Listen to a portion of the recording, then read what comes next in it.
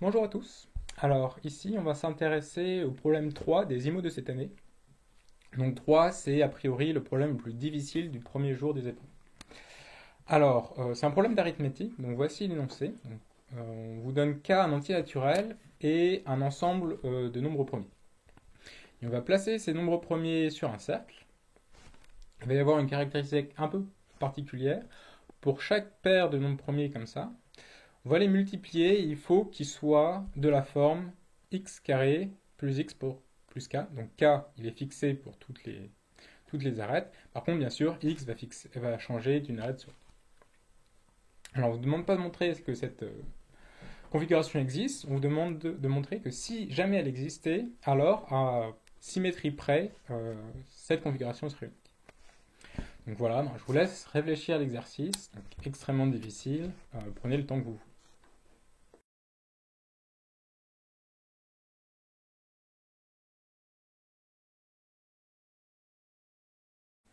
Alors, l'exercice était extrêmement difficile. Donc, je crois que sur les 500 participants, il n'y en a pas une trentaine qui ont résolu l'exercice parfaitement.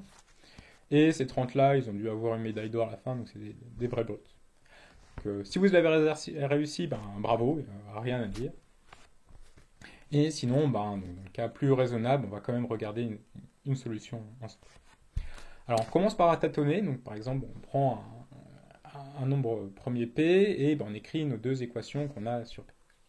Alors, il y a un cas un petit peu particulier qu'on peut commencer par regarder, c'est si P est strictement plus grand que Q et R. Alors, pourquoi c'est intéressant? Ben, parce que dans ce cas-là, PQ est plus petit que P carré, et donc en particulier X carré va être plus petit que P carré, et donc X va être plus petit que P. Et ça, si X est plus petit que P, ben, si on va regarder la même équation dans Z sur PZ, le X qui apparaîtra ici, c'est la même chose que son reste divisé par P, donc ça pourrait être intéressant. Et bien sûr, même chose pour...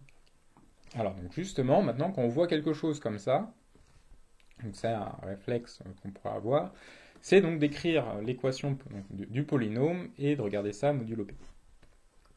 Alors là, P est premier, donc il y a une bonne propriété, c'est qu'un tel polynôme, il admet au plus de racines, deux solutions. Et ça tombe bien, ben, ces deux solutions, on les connaît, ça peut être que x et y. Donc à partir de là, on peut progresser un peu. Donc par exemple, on peut utiliser le théorème de Viette, qui est que ben, la somme des racines, ça va donner moins 1, et que le produit des racines va donner 4, toujours dans Z sur PZ. Et si vous pouvez simplifier un peu ces expressions, ben, si x est plus petit que p et y plus petit que p, c'est égal à moins 1 modulo p, ben, il n'y a pas le choix, il faut que ce soit exactement égal à p moins 1. Et ben, je réécris cette équation-ci en mode z fois p avec z un entier. Alors là, on pourrait croire qu'on est bien parti, c'est-à-dire qu'on a dérivé des relations algébriques sympas, et surtout que si on est dans ce cas-ci, eh ben, on a deux solutions uniques x et y, et donc on en déduit que q et r sont uniques. Donc pour l'unicité de la répartition autour d'un cercle, ça sent assez bon. Alors malheureusement non, ben, si ce cas il est très particulier, dans le cas général, on n'a pas tout ça. En tout cas, c'est pas aussi simple. Alors en fait, une solution possible, c'est de raisonner par récurrence. Et alors là, c'est vraiment deux fois qu'il faut faire. C'est-à-dire qu'on part de configuration avec P, N, pardon, N nombre premier, et il faut construire une configuration avec N-1 nombre premier.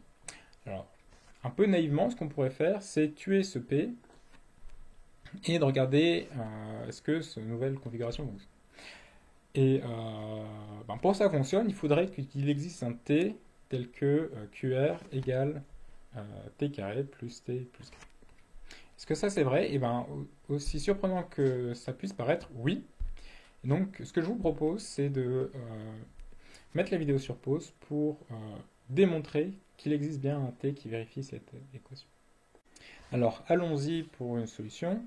Donc j'ai réécrit mes égalités, je vais supposer que P est plus grand que Q et R, et donc j'ai aussi ces équations qu'on avait dérivées tout à l'heure.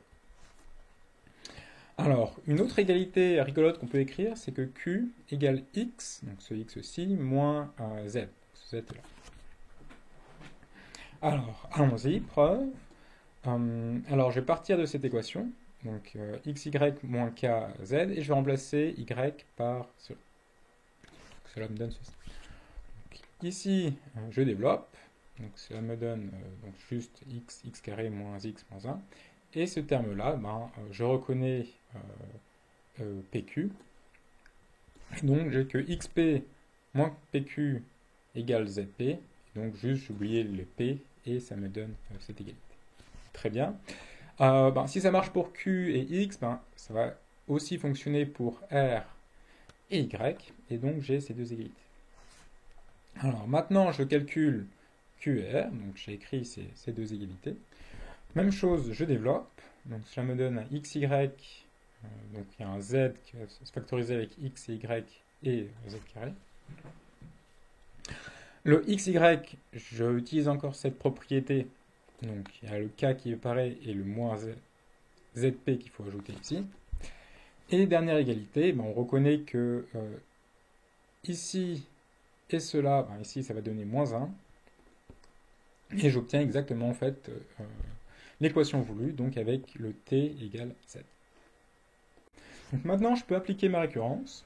Donc, je vais répartir p nombre premier autour de mon cercle, et je vais supposer qu'il existe deux configurations différentes, donc à symétrie près, de les répartir. Alors, ce que je vais choisir, c'est p comme le plus grand de ces nombres entiers premiers. Alors, pourquoi? Parce que ainsi, ça va me garantir que l'entier à gauche et l'entier à droite seront plus petits que p, et donc je pourrai utiliser tout ce que j'ai vu jusqu'à maintenant. Donc en particulier, j'avais vu que le x et le y étaient uniques, et donc que le p, que le q et le r sont uniques. Donc pour la configuration 1 et pour la configuration 2, ici c'est la même chose, donc j'aurai toujours p, puis q à gauche et r à droite, ou inversement, mais bien sûr, par symétrie, c'est la même chose. Maintenant, j'applique ce qu'on a, le lemme difficile qu'on a vu. Donc, on oublie le P, on supprime le P. Et magie, la configuration qu'on obtient reste des configurations valides parce que QR égale Z carré plus Z plus K. Donc, ce que j'obtiens là maintenant, c'est juste n-1 nombre premier et deux configurations valides, donc différentes. Voilà. Et donc, on peut appliquer la récurrence. Donc, en fait, on va descendre jusqu'à n égale 3. Et dans k égale 3, c'est évident qu'il n'y a qu'une seule solution par symétrie possible. Pour obtenir que c'est absurde. Et donc, qu'il n'y a bien qu'une seule et unique possibilité de répartir ces nombres. Voilà. Donc, j'espère que cet exercice extrêmement difficile vous a plu. Et à très bientôt.